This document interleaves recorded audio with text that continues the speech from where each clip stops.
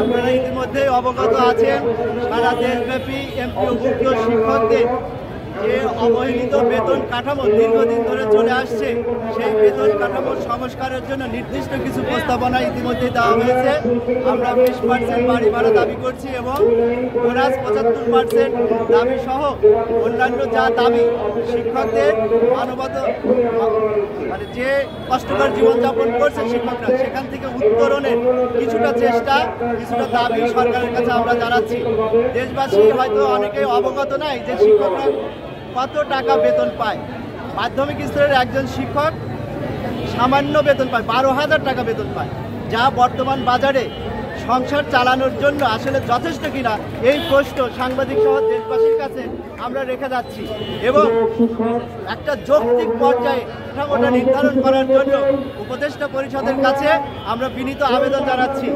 এছাড়াও আপনারা অবগত আছেন যে শিক্ষায় যদি জাতির মেরুদণ্ড হয়ে থাকে, আর এই মেরুদণ্ড গঠন করে শিক্ষকেরা শিক্ষকদের বঞ্চিত করে একটি জাতির মেরুদণ্ড কখনো মজবুত হতে পারে না। তাই শিক্ষাক্ষেত্রে পূর্ণাঙ্গ সংস্কার দরকার।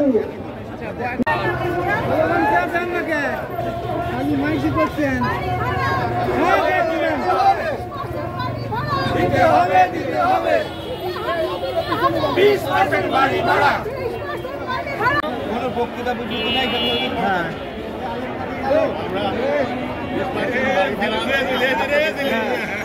আমাদের অবমান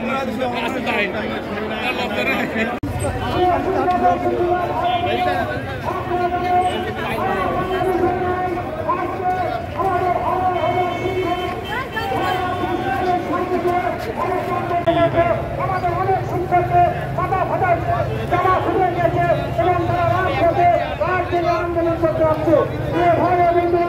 আমরা যদি সবাই একসঙ্গে ঐক্যবদ্ধ হয়ে এই আন্দোলন দুর্বল করে না তুলি, হয়তো আমাদের দেখতে হবে।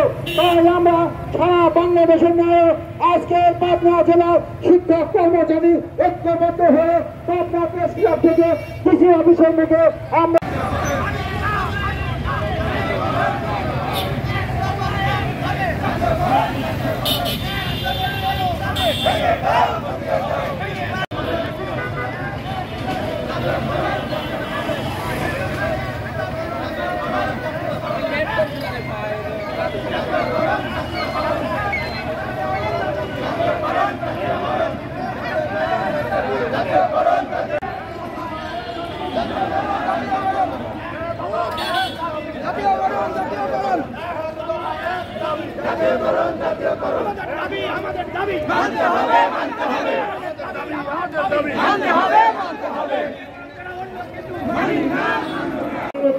দীর্ঘদিন যাবৎ যে বৈষম্যমূলক আন্দোলন চলছে এবং একে নিয়ে যে আন্দোলন দীর্ঘদিন ধরেই চলছে, সেটি এই বিস্ফোরণ আকার ধারণ করেছে বিগত কয়েকদিনের কর্মসূচিতে। ঢাকাতে আমাদের শিক্ষক কর্মচারীরা অনেক কষ্ট সহ্য করে এই গরম উপেক্ষা করে তারা আন্দোলন চালিয়ে যাচ্ছে। আমরা সারা বাংলাদেশে এই বিক্ষোভ কর্মসূচির সাথে একত্রতা ঘোষণা করে পাবনাতে আমরাও সেই কর্মসূচি পালন করছি। আমরা চাই যে আমাদের জন্য যে বৈষম্যমূলক আচরণ চলছে, আমাদের যে 3 দফা দাবি, এটি যেন 1 দফা দাবিতে পরিণত না হয়। সরকারকে আমরা বারবার করে বলছি, অনুরোধ জানাচ্ছি, তারা সরকার যেন আমাদের 3 দফা দাবি মেনে নেয়। আমরা তা না হলে 1 দফা দাবিতে চলে যাব। আমরা চাই না দেশে একটা অরাজক পরিস্থিতি হোক। আমরা আমাদের ছাত্রদের নিয়ে আমরা সুন্দর একটি পরিবেশে থাকতে চাই, আমরা সুন্দরভাবে জীবনযাপন করতে চাই। আমরা চাই সরকার আমাদের প্রতি যেন আর কোনো বৈষম্যমূলক আচরণ না করে, আমাদের দাবি দেওয়া যেন সুন্দরভাবে মেনে নেয়। ধন্যবাদ। 50% করা হলো কেন? পিয়নদের তো ছিল 50%, তাদের কেন 50% রাখা হলো? আমাদের ঢুকে ঠকানো হয়, আমাদের সবকিছুতেই আন্দোলন করতে হয় কেন? আমাদের আসতে গেলেই বাজেট পুরায়া যায়, কত কিছু হয়ে যায়, কেন এগুলো হবে কেন? আমরা এই দেশের 57% শিক্ষক মানে শিক্ষার্থীদের শিক্ষা চালাই, তা আমাদেরটাই আগে বিবেচনা করতে হবে। এই জন্য আমি আপনাদের